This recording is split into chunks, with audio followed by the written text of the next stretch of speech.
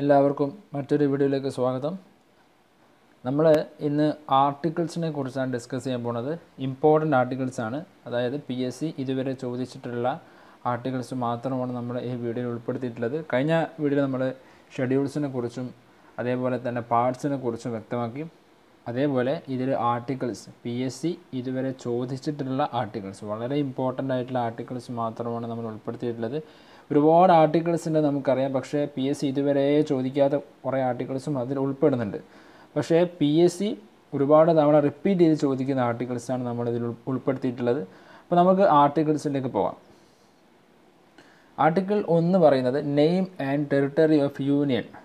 Name and territory of union, union ടെറിട്ടറീസിനെ കുറിച്ചുള്ള ആർട്ടിക്കിളാണ് ആർട്ടിക്കിൾ 1 എന്ന് പറയുന്നത്. ഓക്കെ, അടുത്ത ആർട്ടിക്കിൾ 14 ആണ്. ആർട്ടിക്കിൾ 14 ഈക്വാലിറ്റിയെക്കുറിച്ച് ഡിസ്കസ് ചെയ്യുന്നു. ഈക്വാലിറ്റിയെക്കുറിച്ച് ഡിസ്കസ് ചെയ്യുന്ന ആർട്ടിക്കിൾ ഏതാണെന്ന് PSC പല തവണ ചോദിച്ചിട്ടുണ്ട്. അപ്പോൾ അത് വളരെ ഇമ്പോർട്ടൻ്റ് പഠിക്കുക. Article 14 equality. അടുത്ത ആർട്ടിക്കിൾ 17 അബോളിഷൻ ഓഫ് അൺടച്ചബിലിറ്റി, അതായത് തൊട്ടുകൂടായ്മ. അതിനെക്കുറിച്ച് അൺടച്ചബിലിറ്റി, അബോളിഷൻ ഓഫ് അൺടച്ചബിലിറ്റി ഏത് ആർട്ടിക്കിളാണെന്നും PSC ഒരുപാട് തവണ ചോദിച്ചിട്ടുണ്ട്.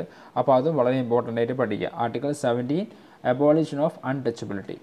അടുത്ത article 21A right to education. Article 21A വളരെ ഇമ്പോർട്ടൻ്റ് ആണ്. അത് മാർക്ക് ചെയ്ത് വെക്കാം. വളരെ ഇമ്പോർട്ടൻ്റ് ആണ് റൈറ്റ് ടു എഡ്യൂക്കേഷൻ. 2002 86ാമത്തെ ഭേദഗതിയിലൂടെ പുതുതായി എഴുതി ചേർത്ത ഒരു ആർട്ടിക്കിളാണ് റൈറ്റ് ടു എഡ്യൂക്കേഷൻ, വിദ്യാഭ്യാസ മൗലികാവകാശം എന്നുള്ള ആർട്ടിക്കിൾ 21A 2002 86ാമത്തെ ഭേദഗതിയിലൂടെ എഴുതി ചേർത്താണ്. അപ്പോൾ നമ്മൾ ഭേദഗതി അമെൻമെൻറ്റിനെ കുറിച്ച് പുതിയൊരു വീഡിയോ ഇടും എന്തായാലും. അപ്പോൾ നമുക്ക് അതിനെക്കുറിച്ച് ഡീറ്റെയിൽ പഠിക്കാം. എന്തായാലും ഇപ്പോൾ അറിഞ്ഞിരിക്കുക 86ാമത്തെ ഭേദഗതിയിലൂടെ പുതുതായി എഴുതി ചേർത്ത ഒരു ആർട്ടിക്കിളാണ് article 21A right to education, വിദ്യാഭ്യാസം മൗലിക അവകാശം. ഇത് വളരെ ഇമ്പോർട്ടൻ്റ് ആണ്. അപ്പം അതെന്തായാലും നിങ്ങൾ ഇമ്പോർട്ടൻ്റ് ആയി പഠിക്കുക.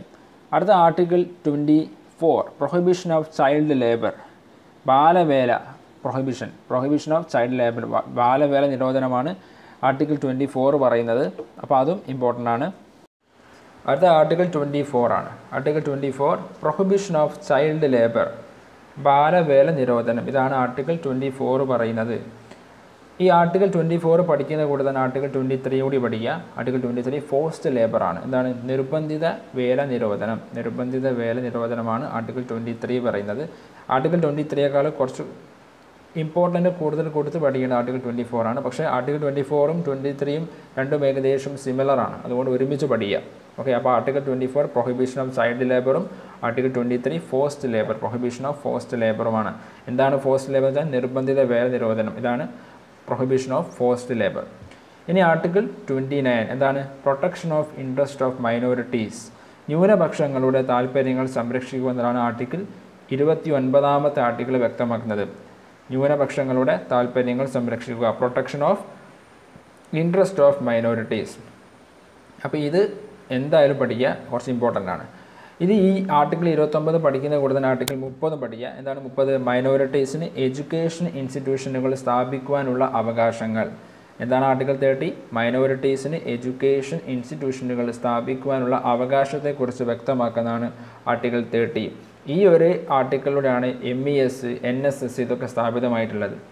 ഓക്കെ, അപ്പോൾ ആർട്ടിക്കിൾ 29ഉം ആർട്ടിക്കിൾ 30യും രണ്ടും റിലേറ്റഡ് ആണ്. അപ്പം ഇത് ആർട്ടിക്കിൾ 29 പഠിക്കുന്ന കൂടെ തന്നെ ആർട്ടിക്കിൾ 30യും പഠിക്കുക. ഈ 29ലും 30ലും ഏതാണ് കൂടുതൽ ഇമ്പോർട്ടൻറ്റ് ചോദിച്ചാൽ 29 ആണ്. അതുപോലെ ആർട്ടിക്കിൾ 23യും 24ലും ഏറ്റവും ഇമ്പോർട്ടൻ്റ് ഏതാണെന്ന് വെച്ചാൽ ആർട്ടിക്കിൾ 24 ആണ്. കാരണം 24ഉം 30യുമാണ് PSC ചോദിച്ചിട്ടുള്ളത്. 24ഉം 29ഉമാണ് PSC ചോദിച്ചിട്ടുള്ളത്. 23യും 30യും ചോദിച്ചില്ല, പക്ഷേ രണ്ടും സിമിലർ ആയതുകൊണ്ട് ഇതിനെ കൂടെ പറഞ്ഞു എന്നേ ഉള്ളൂ. അടുത്ത ആർട്ടിക്കിൾ 32 ആണ്. 32 റൈറ്റ് ടു കോൺസ്റ്റിറ്റ്യൂഷണൽ റെമഡീസ്, ഭരണഘടനാപരമായി പ്രതിവിധികൾക്കുള്ള അവകാശത്തെക്കുറിച്ചാണ് റൈറ്റ് ടു കോൺസ്റ്റിറ്റ്യൂഷണൽ റെമഡീസ് പറയുന്നത്. ഇത് വളരെ ഇമ്പോർട്ടൻ്റ് ആണ്. നിങ്ങൾ ആർട്ടിക്കിൾസ് പഠിക്കുമ്പോൾ ഒരിക്കലും മിസ്സാക്കാതെ പഠിക്കേണ്ട ഒരു ആർട്ടിക്കിളാണ് article 32 right to constitutional remedies, ഭരണഘടനാപരമായി പ്രതിവിധികൾക്കുള്ള അവകാശങ്ങൾ.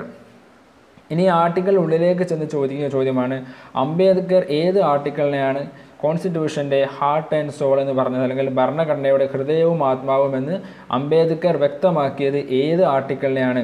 ഇത് ആർട്ടിക്കിൾ 32 ആണ്. ഏത് ആർട്ടിക്കിൾ ചോദിക്കാം, എത്രാമത്തെ ആർട്ടിക്കിൾ ചോദിച്ചാൽ ആർട്ടിക്കിൾ 32 എന്ന് പറയണം. ആ ആർട്ടിക്കിളിൻ്റെ പേര് ചോദിച്ചാൽ right to constitutional remedies. Okay, ഭരണഘടനാപരമായി പ്രതിവിധികൾക്കുള്ള അവകാശം. ഇതാണ് അംബേദ്കർ ഹാർട്ട് ആൻഡ് സോൾ എന്ന് വ്യക്തമാക്കിയത്. ഒരു ചോദ്യം കൂടെ ചോദിച്ചിട്ടുണ്ട്, സുപ്രീം കോർട്ടിന് റിട്ട് പുറപ്പെടുവിക്കാനുള്ള അവകാശം കൊടുക്കുന്നത് ഏത് ആർട്ടിക്കിളാണ്? അതും ആർട്ടിക്കിൾ 32 ആണ്. സുപ്രീം കോർട്ടിന് റിട്ട് പുറപ്പെടുവിക്കാനുള്ള അവകാശം കൊടുക്കുന്ന ആർട്ടിക്കിളും ആർട്ടിക്കിൾ 32 ആണ്. അംബേദ്കർ കോൺസ്റ്റിറ്റ്യൂഷൻ്റെ ഹാർട്ട് ആൻഡ് സോൾ എന്ന് വ്യക്തമാക്കിയ ആർട്ടിക്കിളും ആർട്ടിക്കിൾ 32 ആണ്. എന്താണ്? Right to constitutional remedies. അടുത്ത ആർട്ടിക്കിൾ 44 യൂണിഫോം സിവിൽ കോഡ്. ഏകീകൃത സിവിൽ കോഡിനെ കുറിച്ചാണ് ആർട്ടിക്കിൾ 44 പറയുന്നത്. ഇത് പഠിക്കാൻ എളുപ്പമാണ്. കാരണം നോക്കൂ, ആർട്ടിക്കിൾ 44 രണ്ടും ഒരേ നമ്പറാണ്. അപ്പോൾ യൂണിഫോം ഒരേപോലെ, ഏകീകൃത യൂണിഫോം സിവിൽ കോഡ് ആർട്ടിക്കിൾ 44. അപ്പോൾ അങ്ങനെ പഠിക്കാം. ഓക്കെ, പക്ഷേ ഇതിൻ്റെ ഉള്ളിൽ അപ്പോൾ നിങ്ങൾ മനസ്സിലാക്കേണ്ട ഒരു കാര്യം, യൂണിഫോം സിവിൽ കോഡാണ് ആർട്ടിക്കിൾ 44. ഈ ഏകീകൃത സിവിൽ കോഡ് നിലവിലുള്ള സംസ്ഥാനം ഏതാണ്? ഗോവയാണ്. ഈ യൂണിഫോം സിവിൽ കോഡ് നിലവിലുള്ള സംസ്ഥാനം ചോദിക്കുകയാണെങ്കിൽ അത് ഗോവയാണ്. അടുത്ത ആർട്ടിക്കിൾ 47 പ്രൊഹിബിഷൻ ഓഫ് ആൽക്കഹോൾ. മദ്യനിരോധനത്തെക്കുറിച്ച് പറയുന്ന ആർട്ടിക്കിൾ 47 ആണ്. ഓക്കെ, അടുത്ത article 48 prohibition of cow slaughter. ഗോവധ നിരോധനത്തെക്കുറിച്ച് പറയുന്നത് ആർട്ടിക്കിൾ 48 ആണ്. അപ്പം 44 യൂണിഫോം സിവിൽ കോഡ്, 44 യൂണിഫോമിറ്റി അതിലുണ്ട്. അപ്പോൾ അങ്ങനെ പഠിക്കുക. അടുത്ത ആർട്ടിക്കിൾ 47 പ്രൊഹിബിഷൻ ഓഫ് ആൽക്കഹോൾ. അടുത്ത article 48 prohibition of cow slaughter, ഗോവധ നിരോധനം. അടുത്ത ആർട്ടിക്കിൾ 51A ഫണ്ടമെൻ്റൽ ഡ്യൂട്ടീസ്, മൗലിക കർത്തവ്യങ്ങൾ. ആർട്ടിക്കിൾ 51A പറയുന്നത് ഫണ്ടമെൻ്റൽ ഡ്യൂട്ടീസ്, മൗലിക കർത്തവ്യങ്ങൾ. 1976 അമെൻമെൻറ്റിലൂടെയാണ് ഇത് ഉൾപ്പെടുത്തിയത്, ഫണ്ടമെൻ്റൽ ഡ്യൂട്ടീസിൽ ഉൾപ്പെടുത്തിയത്. ആർട്ടിക്കിൾ 51A ഫണ്ടമെൻ്റൽ ഡ്യൂട്ടീസ്, മൗലിക കർത്തവ്യങ്ങൾ. അപ്പോൾ നമ്മൾ നേരത്തെ പഠിച്ചു article 21A right to education. അപ്പോൾ ഇത് മനസ്സിലാക്കി. നമ്മൾ 2002 86ാമത്തെ ഭേദഗതിയിലൂടെയാണ് ഇത് ഉൾപ്പെടുത്തിയിട്ടുള്ളതെന്ന് പറഞ്ഞല്ലോ, ആർട്ടിക്കിൾ 21A. അപ്പോൾ അതിൽ നിന്ന് മനസ്സിലാക്കാൻ സാധിക്കും 21A ഏത് ആർട്ടിക്കിളിൻ്റെ കൂടെയും ഒരു A എന്ന് പറയുന്ന ഒരു ആൽഫബറ്റ് വന്നിട്ടുണ്ടെങ്കിൽ അത് പറയുന്നത് A ഫോർ അമെൻമെൻറ്റ് എന്നുള്ളതാണ്. ആണ് ഭേദഗതിയിലൂടെ പുതിയതായിട്ട് വന്ന ആർട്ടിക്കിളാണെന്നാണ്. അതേപോലെ തന്നെ ഇവിടെയും പറയുന്നത് ആർട്ടിക്കിൾ 51A ഇതും അമെൻമെൻറ്റിലൂടെ വന്നതാണ്. Article 51A fundamental duties. ഇത് വളരെ ഇമ്പോർട്ടൻ്റ് ആണ്. നമുക്കറിയാം 11 ഫണ്ടമെൻ്റൽ ഡ്യൂട്ടീസാണ് ഇപ്പോൾ ഉള്ളത്. അപ്പോൾ 51A പറയുന്ന ഫണ്ടമെൻ്റൽ ഡ്യൂട്ടീസിനെ കുറിച്ചാണ്. ഈ ഫണ്ടമെൻ്റൽ ഡ്യൂട്ടീസ് കടമെടുത്തിരിക്കുന്നത് സോവിയറ്റ് യൂണിയൻ അല്ലെങ്കിൽ റഷ്യയിൽ നിന്നാണ്. റഷ്യയിൽ നിന്ന് ഓപ്ഷനിൽ റഷ്യ എന്ന് വരാം, അല്ലെങ്കിൽ സോവിയറ്റ് യൂണിയൻ എന്ന് വരാം. അപ്പോൾ ഈ ഒരു രാജ്യത്തു നിന്നാണ് ഈ ഫണ്ടമെൻ്റൽ ഡ്യൂട്ടീസ് കടമെടുത്തിരിക്കുന്നുള്ളത് ഓർക്കുക. 51A ഫണ്ടമെൻ്റൽ ഡ്യൂട്ടീസ് എന്താണ്? മൗലിക കർത്തവ്യങ്ങൾ. 11 ഫണ്ടമെൻ്റൽ ഡ്യൂട്ടീസാണ് ഇപ്പോൾ ഉള്ളത്. അതേപോലെ എൻവയോൺമെൻ്റൽ പ്രൊട്ടക്ഷനെ കുറിച്ച് പ്രതിപാദിക്കുന്ന ഫണ്ടമെൻ്റൽ ഡ്യൂട്ടീസ് എന്ന് വെച്ചാൽ G എന്ന് പറയും. അപ്പം ഈ ഒരു ഫണ്ടമെൻ്റൽ ഡ്യൂട്ടീസ് എങ്ങനെയാണെന്ന് വെച്ചാൽ A, B, C, D അങ്ങനെ ഓരോന്നായിട്ടാണ് പറയുന്നത്. 11 ഫണ്ടമെൻ്റൽ ഡ്യൂട്ടീസിൽ ഒരു ഫണ്ടമെൻ്റൽ ഡ്യൂട്ടി എൻവയോൺമെൻ്റൽ പ്രൊട്ടക്ഷനാണ്. ഒട്ടാകെ 11 ഫണ്ടമെൻ്റൽ ഡ്യൂട്ടീസ് ഉണ്ട്. അതിൽ ഒരു ഫണ്ടമെൻ്റൽ ഡ്യൂട്ടിയാണ് എൻവയോൺമെൻ്റൽ പ്രൊട്ടക്ഷൻ എന്ന് പറയുന്നത്. അപ്പോൾ അതിൻ്റെ ഉള്ളിൽ ചെന്നും ചോദിക്കാം, കാരണം PSC ചോദിച്ചിട്ടുണ്ട് എൻവയോൺമെൻ്റൽ പ്രൊട്ടക്ഷനെ കുറിച്ച് പ്രതിപാദിക്കുന്ന ഫണ്ടമെൻ്റൽ ഡ്യൂട്ടി ഏതാണ്. അപ്പം G ആണ്. Okay, G. അപ്പോൾ A, B, C, D, E, F, G അങ്ങനെയാണ്. അങ്ങനെ 11 ഫണ്ടമെൻ്റൽ ഡ്യൂട്ടീസ് പറയുന്നതിൽ G ആണ് എൻവയോൺമെൻറ്റ് പ്രൊട്ടക്ഷനെ കുറിച്ച് പ്രതിപാദിക്കുന്നത്. അപ്പോൾ എന്ത് മനസ്സിലാക്കാം? PSC അതിൻ്റെ ഉള്ളിൽ കയറി ചോദിക്കുന്നുണ്ട്. അപ്പോൾ 11 ഫണ്ടമെൻ്റൽ ഡ്യൂട്ടീസും പഠിച്ചിരിക്കുക. ഫണ്ടമെൻ്റൽ ഡ്യൂട്ടീസ് ഇന്ത്യൻ ഭരണഘടന ഉൾപ്പെടുത്തിയത് സ്വരൺ സ്വിംഗ് കമ്മിറ്റിയുടെ നിർദ്ദേശപ്രകാരമാണ്. ഇത് ഒരുപാട് തവണ ചോദിച്ചിട്ടുണ്ട്. അതായത് ഈ ഫണ്ടമെൻ്റൽ ഡ്യൂട്ടീസ് ഇന്ത്യൻ കോൺസ്റ്റിറ്റ്യൂഷനിൽ ഉൾപ്പെടുത്തിയത് ഏത് കമ്മിറ്റിയുടെ ശുപാർശ പ്രകാരമാണ്? ഉത്തരം സ്വരൺ സിംഗ് കമ്മിറ്റി. അത് ഓർമ്മിക്കുക, PSC ചോദിച്ചിട്ടുണ്ട്. 51A ഏതാണെന്ന് ചോദിക്കുന്നതിനേക്കാൾ എത്രയോ തവണ ചോദിച്ചുള്ള ഒന്നാണ്. ഏത് കമ്മിറ്റിയുടെ നിർദ്ദേശപ്രകാരമാണ് ഫണ്ടമെൻ്റൽ ഡ്യൂട്ടീസ് ഇന്ത്യൻ ഭരണഘടനയിൽ ഉൾപ്പെടുത്തിയിട്ടുള്ളത്? ഉത്തരം സ്വരൺ സിംഗ് കമ്മിറ്റി. ഇപ്പം തന്നെ ഓർത്തിരിക്കുക. അപ്പോൾ ആർട്ടിക്കിൾ 51A ഫണ്ടമെൻ്റൽ ഡ്യൂട്ടീസ്. എത്ര ഫണ്ടമെൻ്റൽ ഡ്യൂട്ടീസ് ഉണ്ട്? 11 ഫണ്ടമെൻ്റൽ ഡ്യൂട്ടീസ് ഉണ്ട്. ഏത് രാജ്യത്തു നിന്നാണ് ഫണ്ടമെൻ്റൽ ഡ്യൂട്ടീസ് കടമെടുത്തിരിക്കുന്നത്? സോവിയറ്റ് യൂണിയൻ അല്ലെങ്കിൽ റഷ്യ. എൻവയോൺമെൻറ്റ് പ്രൊട്ടക്ഷനെ കുറിച്ച് പ്രതിപാദിക്കുന്ന ഫണ്ടമെൻ്റൽ ഡ്യൂട്ടീസ് G ആണ്. അപ്പോൾ എന്ത് മനസ്സിലാക്കാം? ഫണ്ടമെൻ്റൽ ഡ്യൂട്ടീസ് ഏതൊക്കെയാണെന്നുള്ളത് PSC ചോദിക്കുന്നുണ്ട്. അടുത്തത് article 51 international piece and security. അന്താരാഷ്ട്ര സമാധാനവും സുരക്ഷയും പ്രദാനം ചെയ്യുന്ന ഒരു ആർട്ടിക്കിളാണ് ആർട്ടിക്കിൾ 51. ഇത് PSC അധികം ചോദിച്ചിട്ടില്ല. ആർട്ടിക്കിൾ 51A കുറിച്ച് വ്യക്തമാക്കിയപ്പോൾ ആർട്ടിക്കിൾ 51ഉം അതിൻ്റെ കൂടെ പറഞ്ഞു എന്നേ ഉള്ളൂ. എന്തായാലും അറിഞ്ഞിരിക്കുക, article 51 international piece and security, അന്താരാഷ്ട്ര സമാധാനവും സുരക്ഷയും പ്രദാനം ചെയ്യുന്ന ആർട്ടിക്കിളാണ് ആർട്ടിക്കിൾ 51. അതിനെക്കുറിച്ച് പ്രതിപാദിക്കുന്ന ആർട്ടിക്കിളാണ് ആർട്ടിക്കിൾ 51. അടുത്ത ആർട്ടിക്കിൾ 52 പ്രസിഡന്റിനെ കുറിച്ച് വ്യക്തമാക്കുന്ന ആർട്ടിക്കിൾ 52. പ്രസിഡന്റിനെ കുറിച്ച് വ്യക്തമാക്കുന്ന ആർട്ടിക്കിൾ ഏതാണ്? ആർട്ടിക്കിൾ 52. അടുത്ത ആർട്ടിക്കിൾ 61 ഇംപീച്ച്മെന്റ് ഓഫ് പ്രസിഡന്റ്, പ്രസിഡന്റിനെ പുറത്താക്കുന്ന നടപടി ഏത് ആർട്ടിക്കിളിലൂടെയാണ്? ആർട്ടിക്കിൾ 61ലൂടെയാണ്. ഇത് ആർട്ടിക്കിൾ 52 പ്രസിഡന്റിനെ കുറിച്ച് അധികം ചോദിച്ചില്ല. ആർട്ടിക്കിൾ 61 ഒരുപാട് തവണ ചോദിച്ചിട്ടുണ്ട്. പ്രസിഡന്റിനെ പുറത്താക്കുന്ന നടപടിയെക്കുറിച്ച് പറയുന്ന ആർട്ടിക്കിൾ ഏതാണ്? ആർട്ടിക്കിൾ 61 ആണ്. ഇംപീച്ച്മെന്റ് എന്നാണ് പ്രസിഡന്റിനെ പുറത്താക്കുന്നതിന് പറയുന്ന വേർഡ്, ഇംപീച്ച്മെന്റ്. അപ്പോൾ അത് PSC ഒരുപാട് തവണ ചോദിച്ചിട്ടുണ്ട്. അടുത്ത ആർട്ടിക്കിൾ 63 വൈസ് പ്രസിഡന്റിനെ കുറിച്ച്, ഉപരാഷ്ട്രപതിയെക്കുറിച്ച് വ്യക്തമാക്കുന്ന ആർട്ടിക്കിളാണ് ആർട്ടിക്കിൾ 63. അപ്പം 52 രാഷ്ട്രപതിയെക്കുറിച്ച്, പ്രസിഡന്റിനെ കുറിച്ച് വ്യക്തമാക്കുന്ന ആർട്ടിക്കിൾ 63 ഉപരാഷ്ട്രപതിയെക്കുറിച്ച് വ്യക്തമാക്കുന്ന ആർട്ടിക്കിൾ. അടുത്ത article 72 pardoning power of president, രാഷ്ട്രപതിയുടെ പൊതുമാപ്പ് കൊടുക്കാനുള്ള പവർ, രാഷ്ട്രപതിയുടെ പൊതുമാപ്പ് കൊടുക്കാനുള്ള പവറിനെ കുറിച്ച് വ്യക്തമാക്കുന്ന ആർട്ടിക്കിളാണ് article 72 pardoning power of president. Okay, അപ്പോൾ 52 president, 61 impeachment of president, 63 vice president, 72 pardoning power of president, രാഷ്ട്രപതിയുടെ പൊതുമാപ്പ് കൊടുക്കാനുള്ള പവർ. അടുത്ത ആർട്ടിക്കിൾ 76 അറ്റോർണി ജനറലിനെ കുറിച്ച് വ്യക്തമാക്കുന്ന ആർട്ടിക്കിളാണ് ആർട്ടിക്കിൾ 76. അറ്റോർണി ജനറലിനെ കുറിച്ച് വ്യക്തമാക്കുന്ന ആർട്ടിക്കിൾ ഏതാണ്? ആർട്ടിക്കിൾ 76 ആണ്. അടുത്ത ആർട്ടിക്കിൾ 108 108ാമത്തെ ആർട്ടിക്കിൾ ജോയിന്റ് സിറ്റിങ്ങിനെ കുറിച്ചാണ് വ്യക്തമാക്കുന്നത്. സംയുക്ത സമ്മേളനം, പാർലമെൻറ്റിലെ സംയുക്ത സമ്മേളനത്തെക്കുറിച്ചാണ് 108ാമത്തെ ആർട്ടിക്കിൾ വ്യക്തമാക്കുന്നത്. ഓക്കെ, പാർലമെൻറ്റിൻ്റെ ഇരു സഭകളുടെയും സംയുക്ത സമ്മേളനം, ജോയിൻറ്റ് സിറ്റിംഗ് എന്നാണ് നമ്മൾ ഇംഗ്ലീഷിൽ പറയുന്നത്. സംയുക്ത സമ്മേളനം 108ാമത്തെ ആർട്ടിക്കിളാണ് സംയുക്ത സമ്മേളനത്തെക്കുറിച്ച് വ്യക്തമാക്കുന്നത്. ഈ സംയുക്ത സമ്മേളനം വിളിച്ചു ചേർക്കുന്നത് ആരാണ്? രാഷ്ട്രപതിയാണ് സംയുക്ത സമ്മേളനം അല്ലെങ്കിൽ ജോയിൻറ്റ് സിറ്റിംഗ് വിളിച്ചു ചേർക്കുന്നത്.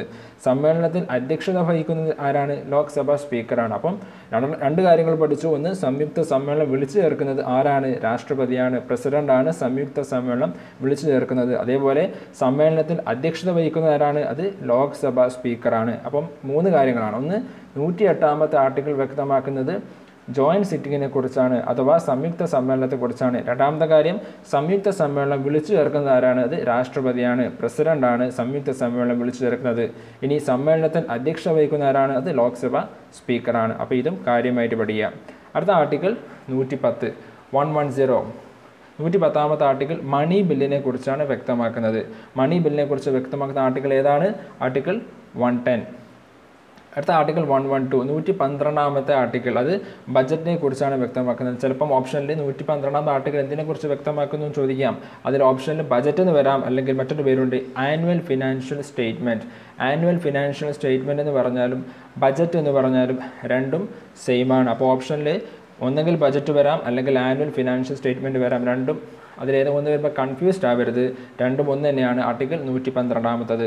ആർട്ടിക്കിൾ 123ാമത് ഓർഡിനൻസ് അല്ലേ? 123 ഓർഡിനൻസിനെ കുറിച്ച് പറയുന്നു. ഓർഡിനൻസിനെ കുറിച്ച് പറയുന്നത് 123 ആലോചിച്ച് ഓർഡിനൻസ്, ഓർഡർ. ആ ഓർഡിനൻസ് എന്ന് പറയുന്നത് നമുക്ക് കിട്ടും ഓർഡർ എന്ന ഒരു വാക്ക് കിട്ടും. ഇപ്പം 123 1 2 3 അതൊരു ഓർഡറാണ്. 1 2 3 അപ്പോൾ അത് അങ്ങനെ പഠിക്കാം, സിമ്പിളായിട്ട് പഠിക്കാം. 1 2 3 ഓർഡർ, ഓർഡിനൻസ്. അപ്പോൾ ഓർഡിനൻസിനെ കുറിച്ച് പറയുന്ന ആർട്ടിക്കിൾ 1 2 3. അടുത്ത ആർട്ടിക്കിൾ 124 സുപ്രീം കോടതിയെ കുറിച്ച് പറയുന്നു. സുപ്രീം കോടതിയെക്കുറിച്ച് പറയുന്ന ആർട്ടിക്കിൾ 124 ആണ്. അപ്പം ഓർഡിനൻസിനെ കുറിച്ച് പ്രതിപാദിക്കുന്ന ആർട്ടിക്കിൾ 123. 124നെ കുറിച്ച് പ്രതിപാദിക്കുന്ന ആർട്ടിക്കിൾ 124നെ കുറിച്ച് പറയുന്നത് ഇതിനെക്കുറിച്ചാണ്, സുപ്രീം കോടതി. ഓക്കെ, അടുത്ത 148 148ാമത്തെ ആർട്ടിക്കിൾ CAGയെ കുറിച്ച് പറയുന്നു. Controller and auditor general. CAGയെ കുറിച്ച് പ്രതിപാദിക്കുന്ന ആർട്ടിക്കിൾ 148 ആണ്. അപ്പോൾ നമ്മൾ കുറച്ച് ആർട്ടിക്കിൾ ഇങ്ങനെ പറയുമ്പോൾ എന്താ പറയുക, ആരും ഇത്രയും പഠിക്കാനുണ്ടെന്ന് ഒരിക്കലും വിചാരിക്കരുത്. കാരണം ആർട്ടിക്കിൾ മൊത്തം പഠിക്കുകയാണെങ്കിൽ ഒരുപാട് പഠിക്കാനുണ്ടാവും. ഓക്കെ, അപ്പോൾ എല്ലാ ആർട്ടിക്കിളും നമ്മളെടുത്ത് പഠിക്കേണ്ട ആവശ്യമില്ല. PSC ചോദിക്കുന്ന ചില ആർട്ടിക്കിൾസ് ഉണ്ട്. PSC ഇപ്പോൾ ഒരു തവണ ഒരു ആർട്ടിക്കിൾ ചോദിച്ചിട്ടുണ്ടെങ്കിൽ പിന്നെ ചോദിക്കുന്നതും ചോദിച്ചേതോ ആർട്ടിക്കിളായിരിക്കും.